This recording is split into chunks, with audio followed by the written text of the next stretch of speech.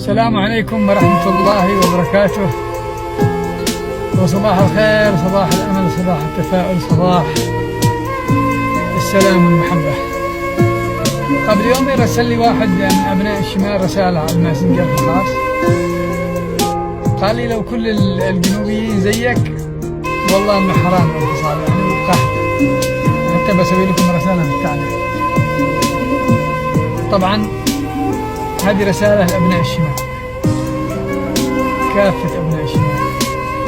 أولا لولا السياسة القدر الذي استخدمها يعني حكام الوحدة، والله لكنا شعب واحد وعايشين في نعيم.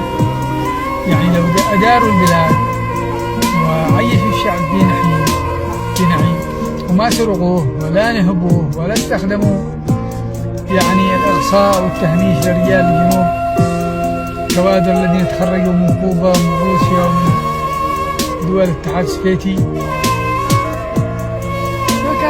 ما كنا نريد الانفصال. أنا أختي كان اسمها وحدة والله العظيم، ولكن بعد ما شاف أبي وضعنا بعد الوحدة غير الاسم.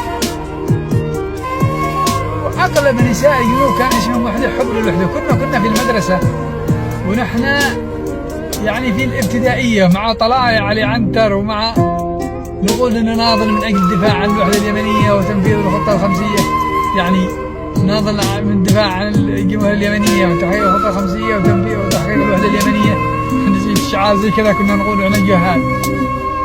يعني كان الوحدة وحب الوحدة مزروع في دمائنا. تتخيلوا انتم ليش كرهناها؟ يعني كذا مش معقول واحد كان يحب شيء إلى حد الجنون فجأة يكرهه. يعني كان عندنا آلاف المصانع، كنا ندرس نروح المدرسة بباصات نتعالج بلاش، كل شيء كان عندنا متوفر. ومع ذلك سلمنا الدولة والعلم والرئيس وكل شيء على أمل أن نعيش بسلام ونعيش كشعب واحد. لكن صدمنا بالإغصاء والتهميش. والله يا شعب الشمال إن احنا يعني نحبكم، ما فيش بيننا وبينكم أي شيء لولا السياسة هذه.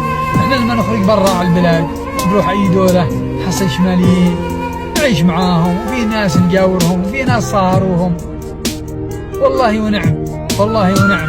في رجال قبائل ونعم والله العظيم إنهم ينحطون على الرأس، والله من جد. مهما كان ولا زعل مني أي واحد، يعني هل الأفضل أن نكسب بعض بالحب ونكون دولتين متجاورة، نزور بعض وتزورونا ونروح تعز وانتم تجوا عدن، دولة أخت دولة، ورحنا في حب وندعمكم في القتال وندعمكم في أي شيء، أحسن ما نجلس متناحرين.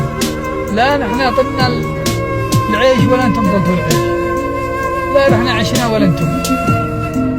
بالنسبة للشعب كله في الشمال والجنوب هو كان ضحية سياسة فهم، يعني نيب اسمه سياسة نهب وفيد وإقصاء وتهميش كل الكوادر الجنوبية صراحة.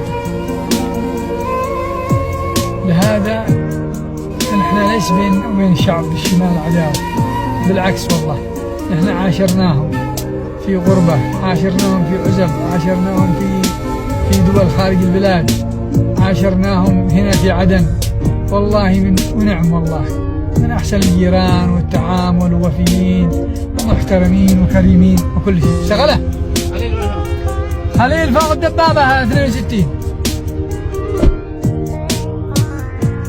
شفت كيف؟ فلهذا نحول العداوة إلى حب. والله كم يا شماليين يتصلوا بي ويراسلوني، معاهم هنا مشاكل، معاهم قضايا، معاهم مساجين، نحاول نخدمهم، نحاول نسوي. يا ما مساجين كانوا عندنا عاملناهم بأحسن المعاملة وخدمناهم وساعدناهم. ما نحمل الحقد، ولا يمكن أن نظلم إنسان مسلم سني، لا يمكن مهما كان الخلاف بيننا.